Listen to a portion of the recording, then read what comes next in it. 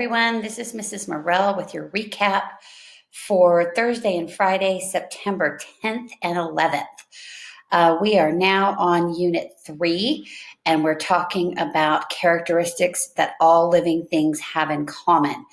We learned that there are 7 of them.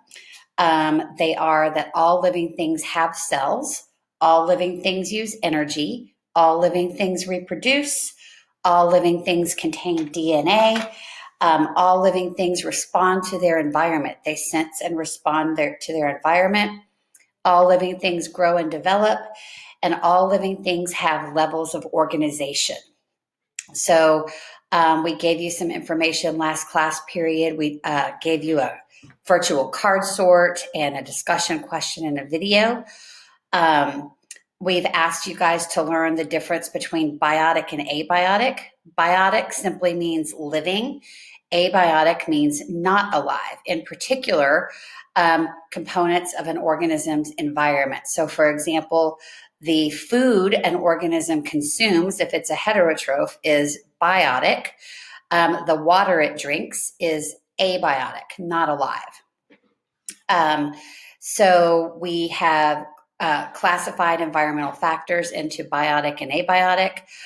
We know that those factors are equally important. Living organisms that those things have to be present. Some biotic things and some abiotic things, depending on the organism.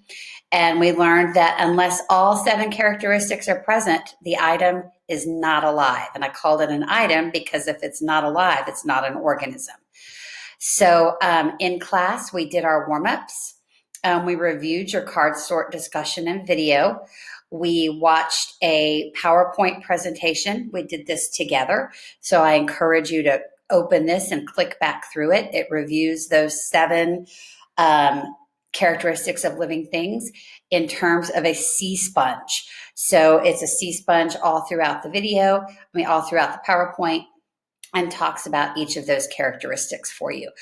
The assignments that you had, first of all, you need to complete your warm-up homework for the week. So if you have not done that, please do it now.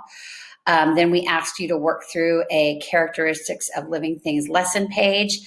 And then for a grade, create yourself an acrostic graphic organizer. So in this page,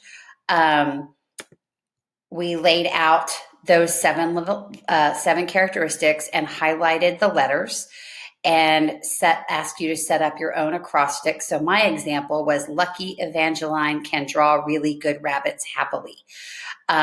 Make up whatever you want. And then we came up with our own in class also. So then we asked you guys to be studying that Quizlet vocabulary set as well.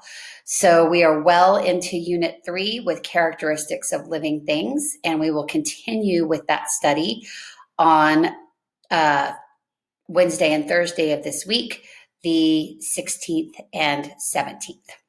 So hope that gets you where you need to be, and I will talk to you soon.